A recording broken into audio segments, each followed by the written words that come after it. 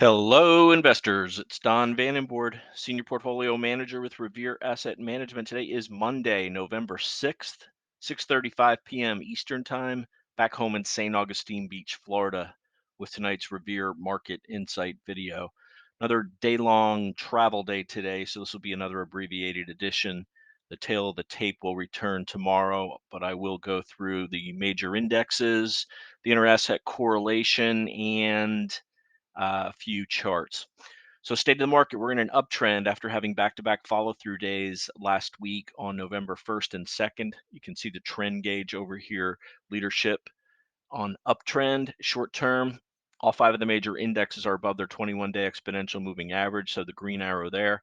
Upgrade today on the medium term 50-day moving average as multiple closes for the Dow, the S&P, and the Nasdaq 100 above that level moves the arrow from bearish to neutral. Also neutral on our long-term 200-day moving average. Large cap indexes above the 200, small and mid still lagging below.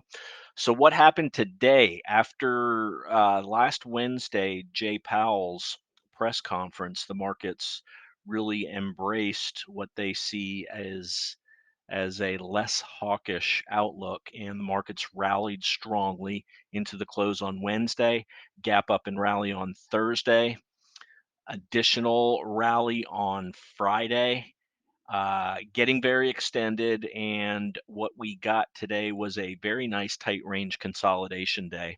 No real damage done to most stocks that had decent moves over the last four sessions. So consolidation day, six of the big seven green. That's actually what led today. The rest of the stocks that pulled back, constructive pullbacks, and our watch list and our focus list and our universe list all expanding with possibilities of entries. We're just waiting for some low risk entries. Added two more added to existing positions today. I'll talk about that when we get to the charts. So here are the numbers on the day. Led by the big seven, only Tesla red today, up 0.87% on average. RG8, two screaming days up last Thursday and Friday, pulling back today, down 0.83%. S&P 500 up 0.18%. Uh, Equal weight, and this is a hallmark. Whenever you see equal weight down and the S&P up, you can be pretty much guaranteed that the big seven led the way today. Equal weight down 0.5%, Nasdaq 100 up 0.41. Equal weight Nasdaq down 0.43. Same situation here. It's pretty consistent, and usually when you see RSP negative, you're going to see mid caps negative too. Dow barely positive, mid caps negative, as I said, down 0.94. Russell 2000 down 1.3. Just also very big up days last Thursday and Friday for mid and small caps, which had been beaten down for a while. So a normal pullback there as well. Global 60/40, stock and bond down 0.13%. What you saw here was rates rising again after a big pullback over the last 2 days, which corresponded with the 2-day market rally. In-house GROTECTION up a little more than 0.25%. We'll take a look at our portfolio and the two changes that we made today. Not changes, two additions that we made today. No tail of the tape. That'll be back tomorrow, and we'll take a look at a few charts. So let's get right into it. Here's the S&P 500, and this is really perfect action that you want. A tight range, a little more than so the low 40, 43, 47, high 47, 72, 25 points. Just a little more than a quarter, than a half of a percent. Nice tight inside day. Inside day meaning lower high and higher low versus the previous day. So we opened with a small gap up, just went sideways for a while, a little bit of selling and making lows of the day. Early afternoon rally the last couple of hours. Looking at a daily chart, that bounce 43.47 took place right off of the 50-day moving average, which is at 43.47, closing near the highs of the day. Really good action after 1, 2, 3, 4, 5 straight days up, including two gaps that have held so far. A little bit of consolidation here up into the 4,400 area. Would not be surprised, and in fact, it would be preferred if we go sideways for another couple of days. Market doesn't always give you what you want, though. We're in the seasonally strong period. Higher high on the NASDAQ 100, now 7 straight up days there off of the bottom, led by the big 7. Still in a nice 12% flat base here is the NASDAQ 100, looking pretty good. Let's go to the Dow Jones Industrial Average, which regained the 21, the 200, and the 50-day moving average. 50-day now trying to flatten out here, as you can see. So good stuff there. Still lagging on a relative basis, but that's okay. It's a defensive index. Now let's go to mid caps, which had a huge move up last week, ran into the declining 50-day moving average, kind of a natural spot to pause, making a lower low today, not quite filling the gap, but down 1%. And then IWM small caps, same thing, ran into the declining 50-day moving average above the 21, and the 21 has hooked up. Look how, I mean, we were below the 21 going all the way back to mid-September. So very clear change in character there.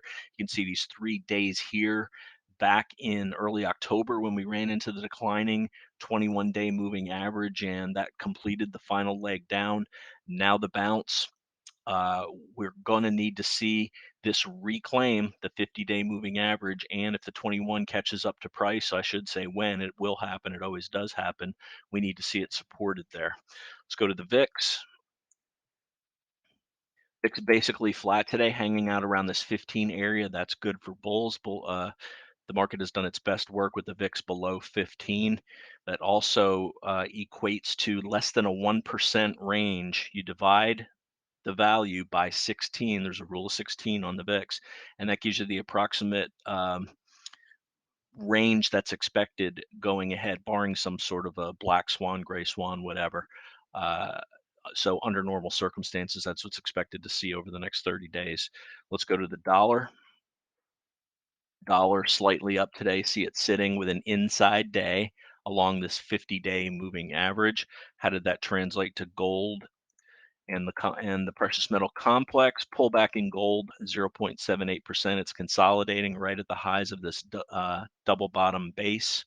Gold stocks had a really nice day on Friday, inside day down 1.1%, normal pullback. And silver SLV down 0.67, still below the 200-day moving average. Bitcoin have been threatening to try to get through that 35, 36,000 level near the top of the range. So kind of like gold consolidating at the top of its double bottom base. Over to bonds. 2 big up days on bond prices meant 2 big down days on bond yields. Filled the first gap today. Bond prices down means bond yields higher. TLT, here's the long bond prices up down 1%, which means the long bond yield is going to be up 1.7% in this case, bounce off the 50-day moving average. Be interesting to see how this reconciles with it coming into the now declining 21-day moving average, which was very clearly a change in character. You can see just a couple days beneath there going all the way back to mid-July. So 21 rolled over now, coming up into the 50-day moving average, and TNX, the 10-year. So kind of for now, that 5% yield level, very clear resistance, came back, bounced off of 4.5, heading higher now, same situation. We're going to be pinched between the declining 21 and the rising 50. We're going to see what happens there. So that's our inter-asset correlation. Let's get to some charts now. We'll start off with what we added to today. Our most recent buy Friday afternoon was we added Meta, META, 3% on this. We didn't add to it, but it did have an update today. Deckers was the 2% buy that we did, and we doubled that today as it cleared through on average volume through that 600 level. We would expect the 600 level, after hanging out here for a couple days and us being in a very bullish posture on the market, to hold, to support any pullback on this. And if that fails, this 8 EMA, the 8E is rising quickly, and that'll catch up to the 600 level and provide more support should we get there. Let's look at what else we own. This has been our leader and our biggest position.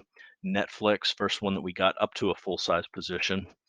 Microsoft making new highs. Amazon. Amazon making new highs as well.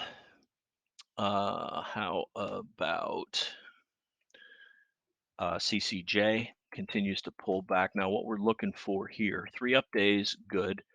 Uh, the last 2 days on average or below average volume, and it's coming right into the 8 EMA. It's also oversold on the 60-minute stochastic. This is a signal. This is what we use to get into leaders when they pull back, is get into oversold, hook back up, and at the same time that should represent a bounce at the 8 EMA, sometimes a 21 EMA, depending on how long it's taking to consolidate. But a bounce off the 8 and a cross back up, and we would certainly be interested in adding to this. And that 60-minute stochastic is something we're constantly watching on anything that's pulling back, that's showing leadership characteristics, as it's a fairly low risk entry to start sneaking into some of the leaders should they pull back to that level. CrowdStrike, we added to this today also on a look at the average volume the last 2 days after 6 straight up days, and then a pullback on 42% below average volume. So we took this up. This is our second largest position now, a 3/4 size position in CrowdStrike. So CrowdStrike and Deck were the two that we added to today. We also have Lilly, which was the one that we went into that lagged out of the gate, but we're now positive on it as it was up 4.8% with a nice bounce off the 50-day moving average on above average volume today. And also good to see that the down day on volume is sandwiched between two higher volume days. So that's positive volume action that you want to see on Lilly. And those are the 8 that we own: Deckers, Lilly, CCJ, Crowd, Netflix, Meta, Microsoft. And did I show? Yeah, Microsoft and Amazon. And the 3, we'll call them outsiders as they're not traditional growth stocks. We still have this small position in GLD. It's half size. PDBC, which is commodities, mostly oil. That's within a tight range. And finally, BITO, which we own 1.61%, and then we've got a 50% size in the S&P 500 via SPXL. Would expect any pullback, and our stops on any of those should be this rising 21-day moving average. That should be respected and obeyed as long as this rally remains intact. The big leader from Friday followed through to the upside today. That's DraftKings, relative strength confirming it. Look at the big volume here. So this is one of those stocks that we'll be looking to sneak in on that 60-minute stochastic, which for now is very, very overbought. Let's see any other charts that stood out. Dell stood out today. Break out of a double bottom base. Would have liked to see more volume. It was only 16% above average, but relative strength confirming it. That's going to wrap it. Another abbreviated version. As always, like to hear from you. The email is don@revereasset.com. The phone's 855-REAL-WEALTH. That's 855-732-5932. If you're interested in becoming a client, email my partner, Dan Stewart, dan@revereasset.com. We appreciate all the likes and comments that everybody's leaving on our YouTube page. We do respond to all of them. So keep doing that. Keep hitting like. That helps helps the algos get our content into other people's streams so they can discover the GROTECTION method here at Revere, growing during market uptrends, protecting during downtrends, because it's not how much you make in the markets, it's how much of that you can keep. And after some underperformance at the beginning of last week, which is expected, this is just how our system works under various market conditions. So we went from minor outperformance during the moderate correction, went to mostly cash, shook out under the 200-day moving average, and on the turn, we're always going to lag, waiting for the follow-through day. Moderate underperformance there. Back now that our beta is at a 1.07, so anything above a 1, we should be in line with the S&P 500. That puts us in early bull market uh, status here. Bull 1, in line or minor outperformance. As it continues to get stronger, we'll add exposure, and looking for some moderate to major outperformance if this bull's going to have legs. So those are our expectations. Uh, These are just the different 10 different scenarios in the market and how our portfolios are configured to perform in those scenarios. So that's going to wrap it. Ending up the video for Monday, 11/6. This is Don Vandenbord with Revere Asset, telling it like it is. Thanks for listening and have a great day.